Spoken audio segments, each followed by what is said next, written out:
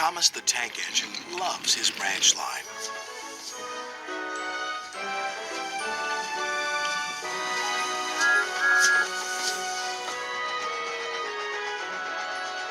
One day, when he stopped at a small station, some children looked sad. They've closed our playground and our favorite sand pit. Teacher says the sand is soiled and too dirty to play in. Please help us, Thomas. I'll see what I can do, replied Thomas kindly.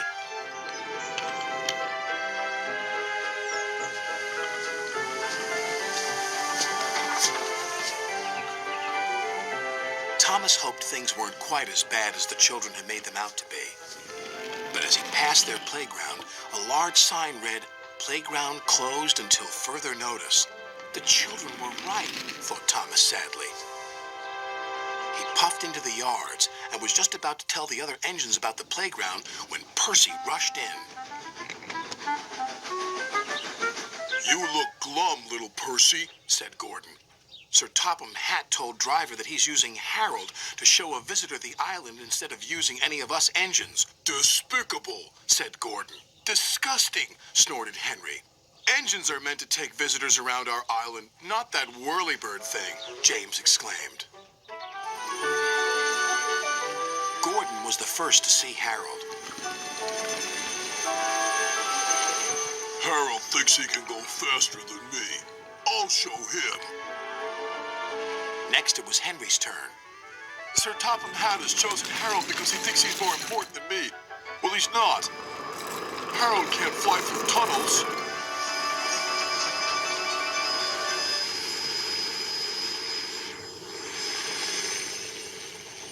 Percy stopped by a signal on his branch line near a field where sheep were grazing.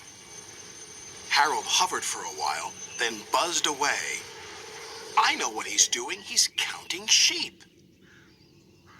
And Percy puffed along his line, feeling much better about things. That evening, the engines talked about the situation. "Harold wants to get rid of us," said Gordon. "He doesn't need tunnels," added Henry. "Don't worry, he's just counting sheep," said Percy. "Counting sheep? Pah!" snorted Gordon. "He's counting how many engines he can get rid of. He'll see how useful I am tomorrow." Thomas wanted to mention the children's playground, but solving the mystery of Harold and the visitor came first.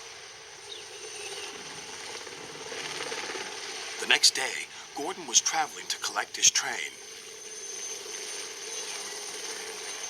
"We'll show that whirlybird just how fast you can go, Gordon," said his driver. But because they were watching Harold, they missed a signal and went onto the wrong line. Gordon was traveling to trouble. Ahead was a tunnel under repair.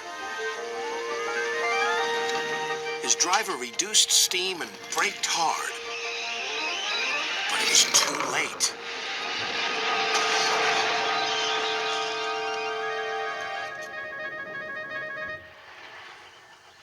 Later, Thomas pulled Gordon clear with the breakdown train. Sir Topham Hatt spoke severely to Gordon's driver.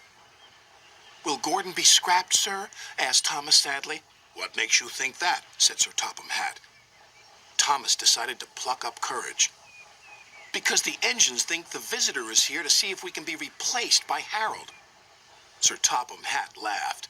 "Well, the engines are wrong, and you shouldn't listen to rumors, Thomas. This gentleman is making a new playground for the children. It was easier to find a suitable site from up in the air."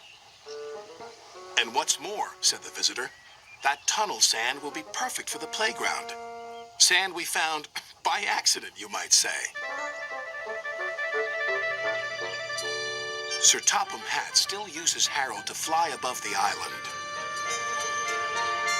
But all the engines know that Harold isn't spying on them. He is just being very useful.